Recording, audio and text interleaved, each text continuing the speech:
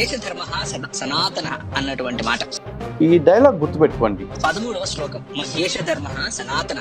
ముందే చెప్తున్నా, ఎవ్వరు కూడా ఈ రెఫరెన్స్ ఎతికే ప్రయత్నం చేయకండి.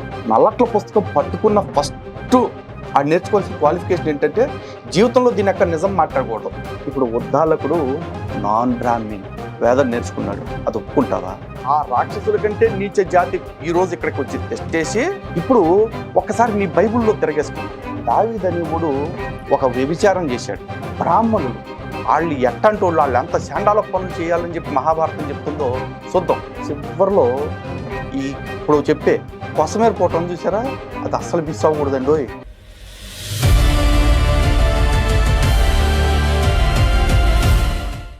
హిందూ బంధువులందరికీ జై శ్రీరామ్.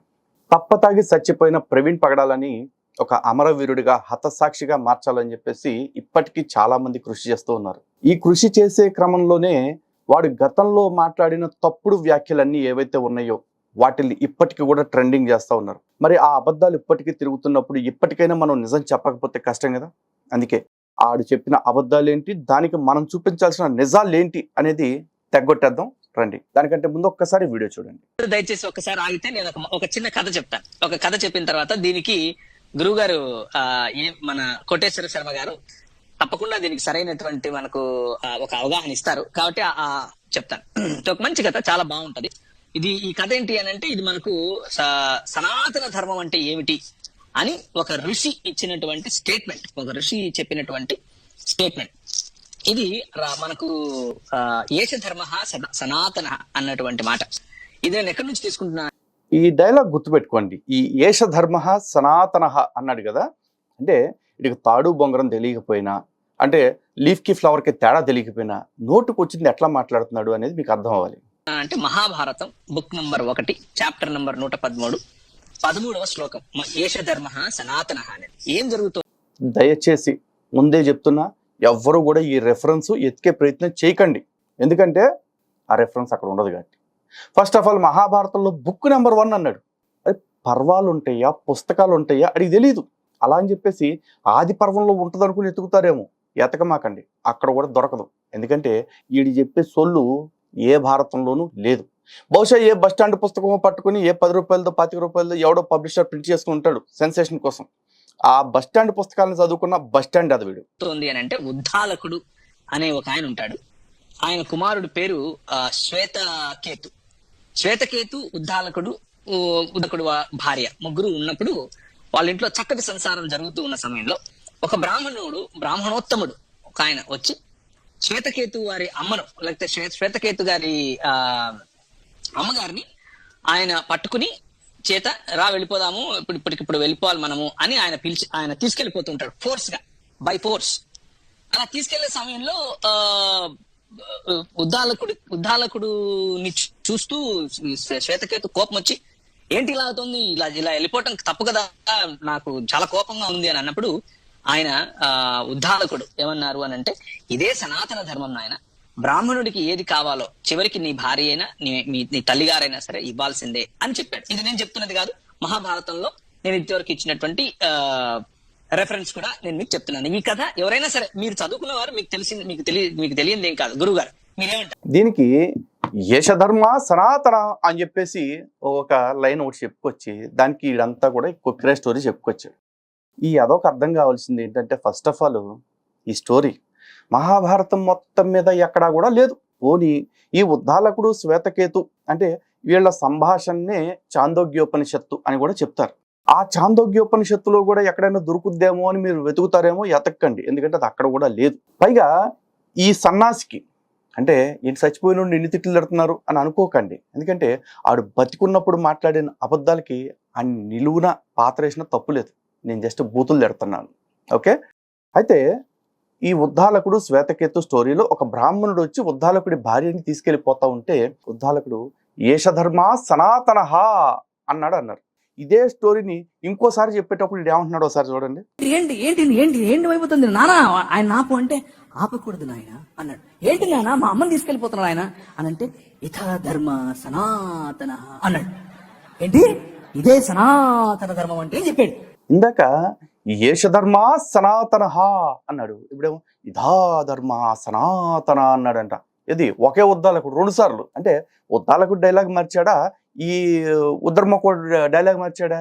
ఆలోచించండి. అంటే నేను చెప్పా కదా, లీఫ్కి ఫ్లవర్కి తేడా తెలియకపోయినా అన్ని తెలిసిన జ్ఞాని లాగా ఈడు మాట్లాడటం, ఈడు ఒక జ్ఞాని అనుకుని వీళ్ళందరూ కింద తమ్నేలు వేసేసి పెట్టడం, వీడికి సమాధానం చెప్పే దమ్ము ఎవడికన్నా ఉందా అని చెప్పేసి ఈడు మాట్లాడింది ఎరుపు మాటలు. మళ్ళీ ఆ ఎరుపు మాటలకి మళ్ళీ ఇంకొక కౌంటరు. కానీ గత్యంతరం లేక కౌంటర్ ఇస్తా ఉన్నా. సో ఒకవేళ కాసేపు వీడు చెప్పిన స్టోరీని చూద్దాం, అది ఎక్కడా లేకపోయినా కూడా. ఇప్పుడు ఉద్దాలకుడి దగ్గర వేదం నేర్చుకున్నాడు శ్వేతకేతు. అంటే తన తండ్రి స్వయంగా శ్వేతకేతువుకి గురువు కదా. మరి ఉద్దాలకుడు బ్రాహ్మణుడేగా, శ్వేతకేతు బ్రాహ్మణుడేగా. మరి ఒక బ్రాహ్మణుడి భార్యని ఇంకో బ్రాహ్మణుడు వచ్చి లాక్కుపోతా ఉంటే ఈ బ్రాహ్మణుడు సవటలాగా అలా సొత్తా కూర్చొని అటుకుపండి, మేము ఎరుపుల్లా కూర్చుంటాం అని అన్నాడా? గలీజదవా. అబద్ధాలు తప్ప నోటికి మీ జాతికి.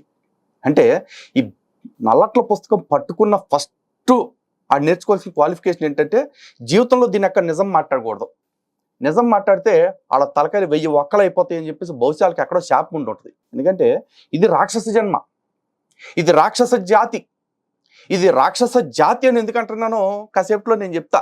పోని కాసేపు ఉద్దాలకుడు శ్వేతకేతు అసలు బ్రాహ్మణులు కాదు, మరేదో క్యాస్ట్ అనుకుందాం. మరి ఉద్దాలకుడు శ్వేతకేతు వేరే క్యాస్ట్ వాళ్ళు అయితే మరి ఇన్నాళ్ళు మీరు అంటున్నారు కదా, బ్రాహ్మణుడు తప్ప వేదం ఇంకెవరూ నేర్చుకోవటానికి వీల్లేదు అని చెప్పేసి.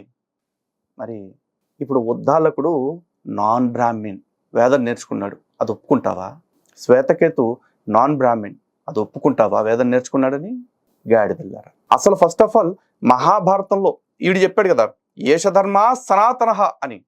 అది ఒక్క మహాభారతంలోనే కాదు, రామాయణంలో ఉంది, మహాభారతంలో నెంబర్ ఆఫ్ టైమ్స్ ఉంది. అలాగే మనుధర్మ శాస్త్రంలో కూడా ఏషధర్మ సనాతన అనేది ఉంది. అయితే అక్కడ ఏ కాంటెక్స్ట్లో చెప్పారు? ఈడు చెప్పిన కాంటెక్స్ట్ కానీ ఈడు చెప్పిన స్టోరీ కానీ మహాభారతం మొత్తం మీద ఎక్కడా లేదు. కానీ ఏషధర్మ సనాతన అనే దానికి రామాయణంలో ఏం చెప్పారో ఒకసారి చూడండి. ఒక్కసారి శ్రీమద్ రామాయణంలోని అరణ్యకాండ 3వ సర్గ 20వ శ్లోకంలో ఏం మాట్లాడుతున్నారో చూడండి. చూస్తున్నారు కదా, 2వ పాదంలో రక్షసాం గతసత్వానాం ఏషధర్మ సనాతన అన్నారు. అంటే ఈ ఏషధర్మ సనాతన అనే మాట ఇక్కడ చెప్పింది రాముడో లక్ష్మణుడో ఇంకొకళ్ళో కాదు, విరాధుడు అని ఒక రాక్షసుడు రాముల వారితో చెప్తున్నాడు. అదేంటి, ఒక రాక్షసుడికి రాముల వారికి తెలిసిన ధర్మపన్నాలు తెలుసా? రాక్షసుడు కూడా ధర్మం బోధించిన నేల ఇది. అలాంటి నేలలో ఆ రాక్షసుల కంటే నీచ జాతి ఈరోజు ఇక్కడికి వచ్చి తెచ్చేసి మా ధర్మం గురించి, మా రాముడి గురించి, మా రామాయణ భారత భాగవతాల గురించి కుక్కల్లాగా మురుగుతుంటే మేము చూస్తూ కూర్చోవాలా? ఇంతకీ విరాధుడు ఏం చెప్పాడో ఒక్కసారి చూడండి.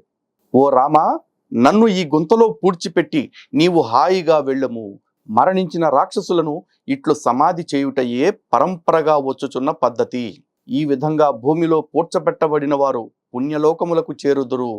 చూసావా ఇక్కడ విరాధుడు ఏం చెప్తున్నాడో? అతను రాక్షసుడు కాబట్టి చనిపోయిన రాక్షసులను భూమిలో పాతిపెట్టుట ఎప్పటి నుంచో వస్తున్న ధర్మము, యశధర్మ సనాతన అని చెప్పేసి. అంటే మీ కూరిన గుడ్డల్ని ఇప్పుడు వచ్చి మట్టిలో పాతేయటం కదరా బాబో, ఎప్పటి నుంచో అట్ట మట్టిలో పాతేయటం ఉందంట రాక్షస జన్మ పుట్టిన వాళ్ళని. అర్థమైందా? నిన్ను అందుకే పెట్టిలో పెట్టి మట్టిలో పెట్టారు, తప్పుడు అదవా. ఇప్పటికైనా గ్రంథాలను అధ్యయనం చేసి గ్రంథాల్లో ఏమున్నదో తెలుసుకుని అప్పుడు మాట్లాడాలరా పుండాకోర్. సర్లే, ఆయన రామాయణాన్ని చేతిలో పట్టుకుని ఇటువంటి భాష వాడటం నాకు కూడా ఇబ్బందిగానే ఉంది. కానీ రామాయణం చేతిలో ఉంది కదా అని చెప్పేసి ఎదురుగా రాక్షసుడు వస్తే వాడిని మొక్కలేం కదండి, తిడతాం అంతే. పోనీ వీడు మహాభారతం గురించి మాట్లాడాడుగా, పోనీ ఆ మహాభారతంలోనే ఏం చెప్తున్నాడో ఒకసారి చూద్దాం. శ్రీమన్ మహాభారతం ఉద్యోగ పర్వంలో ఇక్కడ ఏం చెప్తున్నారో చూడండి. యదేతత్ కథితం రాజా ధర్మయేష సనాతన అని చెప్పేసి అంటున్నారు. ఇక్కడ ఈ ధర్మాన్ని చెప్తుంది భీముడు చెప్తా ఉన్నాడు. సౌగంధిక పుష్పాలని తేవటానికి యక్షలోకానికి వెళ్ళిన తర్వాత అక్కడ ఈ సరస్సు కుబేరుడిది కాబట్టి కుబేరుడి అనుమతితో నువ్వు తీసుకుని వెళ్ళు అని కుబేరుడు కింకర్లు చెప్తూ ఉంటే భీముడు చెప్తున్న మాట, క్షత్రియుడు ఎవరి దగ్గర చేయి చాపకూడదు, క్షత్రియుడు దేన్నన్నా సాధించుకోవాలి, దమ్ముంటే నాతో యుద్ధం చేసి తీసుకోండి అని చెప్పేసి క్షాత్రధర్మం ఎప్పటి నుంచో వస్తున్నది ఇదే అని ఏషధర్మ సనాతన అని చెప్పేసి చెప్పాడు. అలాగే ఇంకో సందర్భం కూడా చూసినట్టయితే ఏది సనాతన ధర్మం కాదో కూడా ధృతరాష్ట్రుడు చెప్తున్నాడు విను. మహాభారతంలోని ఉద్యోగ పర్వంలోనే 88వ అధ్యాయంలోని 17వ శ్లోకంలో చెప్తున్న మాట. తతో దుర్యోధనమిదం ధృత రాష్ట్రో బ్రవీద్వచ మైవం వోచ ప్రజాపాల నైష ధర్మ సనాతన. దుర్యోధనుడికి తన తండ్రి ధృతరాష్ట్రుడు చెప్తున్న మాట, ఒక గాడిద నువ్వు చేస్తున్న పని ఏదైతే ఉందో అది సనాతన ధర్మానికి వ్యతిరేకమైన పనిరా, ఎలాంటి తప్పుడు పనులు చేయొద్దు, ఆడి సొమ్ము కోసం నువ్వు ఆశ పడకూడదు, ఎందుకంటే ఇది నీది కాదు అని గడ్డి పెడుతున్నాడు. ఎందుకంటే సనాతన ధర్మం అంటేనే మాతృవత్ పరధారేషు పరద్రవ్యాన్ని లోష్టవేత్ ఆత్మావత్ సర్వభూతాని. ఇది సనాతన ధర్మం చెప్తుంది. నువ్వు చెప్తున్న ఈ బ్రాహ్మణులు రాశారు అని చెప్తావే, వాళ్ళు రాసిన గ్రంథంలోంచే పరస్త్రీని తల్లిగా భావించటం, పరాయి వాడి సొత్తుని మట్టిగా భావించటం, ప్రతి జీవిలోనూ మనలో ఉండే ఆత్మ వంటిదే ఉన్నది అని గ్రహించటం. కాబట్టి ఇక్కడ చెప్తున్న మాట ఏంటో విన్నావు కదా, ఏది సనాతన ధర్మము ఏది సనాతన ధర్మం కాదు అనేది కూడా మహాభారతంలోనే చెప్పారు. కానీ ఇక మూడోది, నువ్వు అంటా ఉంటావే మనుధర్మశాస్త్రం మనుధర్మశాస్త్రం మనుధర్మశాస్త్రం అని చెప్పి చించుకుంటావు కదా గొడ్లో. ఈ మనుధర్మశాస్త్రానికి సంబంధించి ఏషధర్మ సనాతన అనేది దానిలో కూడా చెప్పారు. అదేంటో ఒకసారి చూడు. సత్యం బ్రూయాత్ ప్రియం బ్రూయాత్ న బ్రూయాత్ సత్యం అప్రియం ప్రియం చ నానృతం బ్రూయాత్ ఏషధర్మ సనాతన. అంటే ఎల్లప్పుడూ సత్యాన్నే చెప్పాలి. నువ్వు తాగుబోతే అదవ్వి అన్న సత్యాన్ని ఇప్పుడు నేను చెప్తున్నా, కానీ ఆ సత్యాన్ని ప్రియంగా చెప్పాలి. అంటే ఈడు తాగుబోతు ఉండకూడదు కాబట్టే అట్ట తెగ తాగి కుక్క సావు సచ్చాడు అనేది నిజమైనా కూడా అంత కఠినంగా నేను చెప్పకూడదు అన్నమాట. ఓకే, ఇది సనాతన ధర్మం. కానీ సనాతన ధర్మం అంటే పక్కోడి పెళ్ళాన్ని కొట్టుకుపోవటం అనేది ఎక్కడుందో నువ్వు చెప్పరా పోరంబోక. ఇప్పుడు ఒక్కసారి నీ బైబిల్లో తిరగేసుకుందాం. దావీదు అనేవాడు ఒక వ్యభిచారం చేశాడు తన సైనికుడి భార్యతోటి. సైనికుడి భార్యతో వ్యభిచారం చేయగానే యెహోవా వచ్చి ఏమన్నాడు, వరే బాబు నువ్వు ఎందుకట్ట చేశావు, నీకు నీ పక్కోడు రాజ్యం కొట్టుకొచ్చి నీకు ఇచ్చా, ఆ పెళ్ళాలను తీసుకొచ్చి నీ కౌగిట్ట చేర్చాను, ఇట్లాగే మాట్లాడాడు. నీ యజమాని స్త్రీలను నీ కౌగిట్ట చేర్చి తిని అన్నాడు. వీళ్ళు సాలరనుకొని పోనీ అదేలే ఇవి సాలవనుకొని నీకు మరింతగా ఇచ్చి ఉండేవాడిని, అంటే నీకు వీళ్ళు సరిపోరంటే ఇంకాస్త ఇంకొంతమందిని నేను సప్లై చేస్తాను కదా అన్నాడు. అలాగే దావీదుకు విధించిన శిక్ష ఏంటో తెలుసా, నీవు ఎవరికి తెలియకుండా ఈ తప్పు చేశావు, కానీ నీ భార్యలను నేను నీ చేరువానికే అప్పగిస్తాను అన్నాడు. ఇప్పుడు మీ దేవుడు తీసుకెళ్లి మీ దావీదు పెళ్ళాలని దావీదు కొడుకు పక్కలో పడుకోబెట్టాడు.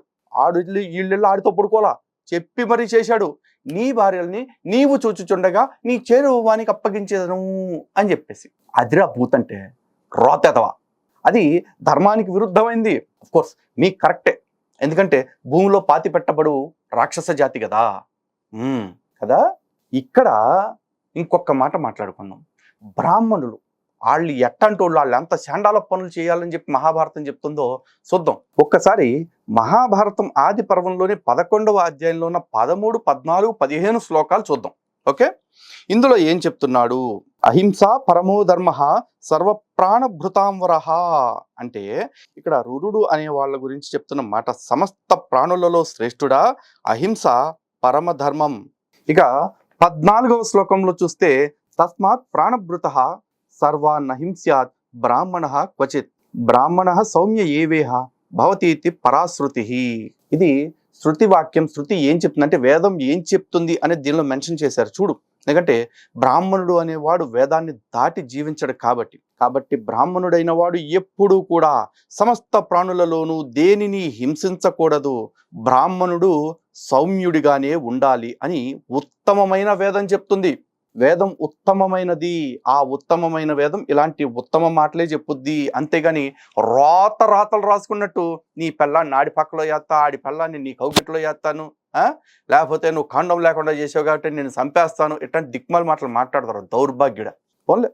ఆ తర్వాత 15వ శ్లోకంలో కూడా చూడు, దానిలో 3వ పాదంలో కీలైన మాత్రం ఒకటి చదివి వినిపిస్తా. బ్రాహ్మణస్య పరోధర్మ వేదానాం ధారణాపిచ అంటే అతడు అనగా బ్రాహ్మణుడు వేదాంగవేత్త, సర్వ ప్రాణులకు అభయప్రదాత అయి ఉండాలి. అహింస, సత్యవాక్యం, క్షమ, వేదాలను ధారణ చేయటం బ్రాహ్మణులకు ఉత్తమ ధర్మాలని నిశ్చయింపబడింది. చూసావుగా, ఎక్కడైనా సరే ఇందులో నువ్వు పక్కోడి పెళ్ళాన్ని కొట్టుకురావటం ధర్మము, లేకపోతే వేరే కులాల వాళ్ళకి బ్రాహ్మణులు వచ్చి నీ పెళ్ళాన్ని ఎత్తుకుపోతుంటే లేకపోతే నీ ఇంటి ఆడవాళ్ళని ఎత్తుకుపోతుంటే చేతులు కట్టుకుని కూర్చోవటం ధర్మము అని ఎక్కడైనా చెప్పారా? లేదురా. డౌలే. మరి నీకు ఎక్కడి నుంచి వినపడిందిరా? డౌలెక్కెడ్డాలి. సరే, నువ్వు ఇంకో చోట మాట్లాడుతూ ఏం చెప్పాడంటే, వీడు భీష్ముడు ధర్మరాజుకి చెప్తున్న సందర్భంలో ఈ కథని చెప్పడం జరిగింది అన్నాడు. సో ధర్మరాజుకి భీష్ముడు ఆ ధర్మపన్నాలన్నీ చెప్పింది ఎక్కడ? అనుశాసన పర్వంలో. ఈ అనుశాసన పర్వంలో కొన్ని అధ్యాయాలు ఉన్నాయి. అందులో ప్రధానంగా చూసుకుంటే దాన ధర్మ పర్వంలో అనగా 166వ పర్వంలో బ్రాహ్మణ మహత్య వర్ణనము, శ్రేష్ఠ బ్రాహ్మణ ప్రశంస ఇలా 3 ఉన్నాయి అధ్యాయాలు. ఇది కాకుండా మళ్ళీ కాస్త ముందుకు వెళ్ళిన తర్వాత బ్రాహ్మణ మహిమను వర్ణించుట, బ్రాహ్మణోత్తముడైన ఉతజ్జుని ప్రభావము, అగస్త్య వశిష్ఠుల ప్రభావ వర్ణన, బ్రాహ్మణులు స్వర్గాన్ని ఆక్రమించిన కపులను బూడిద చేయుట ఇత్యాది ఘట్టాలన్నీ ఉన్నాయి. అన్నీ చదువుకోండి. ఎక్కడైనా సరే ఈ ఉద్దాలకుడు శ్వేతకేతువు, లేకపోతే శ్వేతకేతువు తల్లిని లేదా ఉద్దాలకుడి భార్యని ఎవరో బ్రాహ్మణుడు వచ్చి చేత్తో ఎత్తుకుపోవటము, ఆ ఎత్తుకుపోతున్నప్పుడు వీళ్ళిద్దరూ కూడా చేతులు కట్టుకుని గమ్మని కూర్చొని ఇదా ధర్మ సనాతన అంటూ దీర్ఘాలు తీసిన వ్యవహారము ఎక్కడుందో చెప్పరా గాడిద. లేదంటే ఈ గాడిదని వెనకేసుకొస్తానికి ఇప్పుడు వచ్చేసి అందరూ మా పగడాలన్న అంత బాగుంటుంది, ఇంత బాగుంటుంది, మా పగడాలన్న చెప్పాడంటే సూపరు బంపరు అని చెప్పేసి చించేసుకుంటారు కదా. ఆడికి సపోర్ట్ చేసే కుక్కలో ఈ గ్రంథాల్లో నుంచి ఎక్కడోనే తీసుకుని 2 లబ్బెళ్ళారు. అయినా చివరిలో ఇప్పుడు చెప్పే కొసమేరిపోవటం చూసారా, అది అస్సలు మిస్ అవ్వకూడదండి. ఎందుకంటే ఈడు త్రాష్టుడు ఎవడు, ఈ పగడాలగాడు పరమత్రాష్టుడు, నీచుడు, నికృష్టుడు, బేవర్సు, బేకిగాడు అని నేనంటే ఏడుస్తారు కాబట్టి నేను ఆ మాట అంటలా. కానీ ఇలాంటి మాట అన్న ఒక పాస్టర్ని మీకు చూపిస్తా, చూడండి ఒకసారి. సోదరులు ప్రవీణ్ పగడాల గారు వ్యక్తులపై ద్వేషంతో అనేక విధాలైన వాక్య వక్రీకరణను ప్రవీణ్ పగడాల గారు చేయడం నేను చూశాను. వ్యక్తులపై ద్వేషంతో వాక్యాన్ని వక్రీకరిస్తున్న ప్రవీణ్ పగడాల క్రైస్తవ సంఘ సిద్ధాంతపరమైన విషయాలను మీరు విభజించలేరు, మీకు ఆ పరిజ్ఞానం లేదు. ఈడు పాస్టర్ ఏడుపుల్లా ఈడే చెప్తున్నాడు, ఆడు బైబిల్లో వక్రీకరించాడంట, ఆడి హిందూ గ్రంథాల్లో లెక్క. అట్లాంటోడు తెగదాగి సావటం, ఆడికి మీరు శిలా తోరణాలు కట్టాలని చెప్పేసి లేకపోతే శిలా పలకాలు పెట్టాలని చెప్పేసి మొరగటం, ఆ క్రమంలో మళ్ళీ మా మీద పడి ఏడవటం, మీ బతుకులు తగలయ్యా ఛీ. పైగా వీడు చెప్పే తప్పుడు ప్రచారాలు, అబద్ధ ప్రచారాలు 2 చూపిస్తాను మీకు. ఇంకా అంటే సనాతన ధర్మం మీద విషం కక్కటం కోసం వీడు ఎంత నీచుడంటే ఒకసారి చూడండి. శూద్రుడు పెళ్లి చేసుకుంటే భార్యను బ్రాహ్మణుడి దగ్గర 3 రాత్రులు పడుకోబెట్టాలా? ఇది మీ సనాతన ధర్మమా? దాన్ని అబాలిష్ చేసింది 1819లో. ఎవరు అబాలిష్ చేశారు? Human sacrifice abolition act. అంటే నేను ఈ రోజు బ్రతికున్నాము అని అంటే వాళ్ళు చంపకుండా మన తలలు తెగకుండా ఉన్నాను అని అంటే ఆ రోజు తీసుకొచ్చిన యాక్ట్ కదా. Non discrimination act 1833. రైట్. ఎవడురా నీ పెళ్ళాన్ని ఎవడన్నా అడిగాడ పంపించమని చెప్పేసి? అడగలేదుగా, అడగరు కూడా ఈ దేశంలో. పోనీ ఎవడ పెళ్ళాన్నైనా ఎవడన్నా అడిగినట్టు తీసుకెళ్ళినట్టు ఎక్కడన్నా గ్రంథాల్లో చదివావా? లేదుగా. సారీ ఒక గ్రంథంలో చదివే ఉంటావు. అవును, అంటే యూరియా గడి పెళ్ళాన్ని బత్షేబాని దావీదు గడి ఎత్తుకెళ్ళింది నాకు తెలుసు, కరెక్టే. అబ్రహాం పెళ్ళం సారాని ఆ రాజు అది పెళ్లి చేసుకోవాలనుకుంటాడు, అది నాకు తెలుసు. కాకపోతే ఆల్రెడీ ఇతను పెళ్ళం అయిపోయిందని చెప్పేసి వద్దంటాడు, కరెక్ట్, అది కూడా ఉంది. తర్వాత ఆ దావీదు పెళ్ళాలని దావీదు కొడుకు బత్షేబ తీసుకెళ్ళి గుడారం వేసి పైన ఏదో చేస్తాడు, అది తెలుసు. ఉన్నాయి ఇట్లాంటి బుక్కులు చాలా ఉన్నాయిలే, కరెక్టే. కానీ ఇక్కడ నువ్వేమంటున్నావు?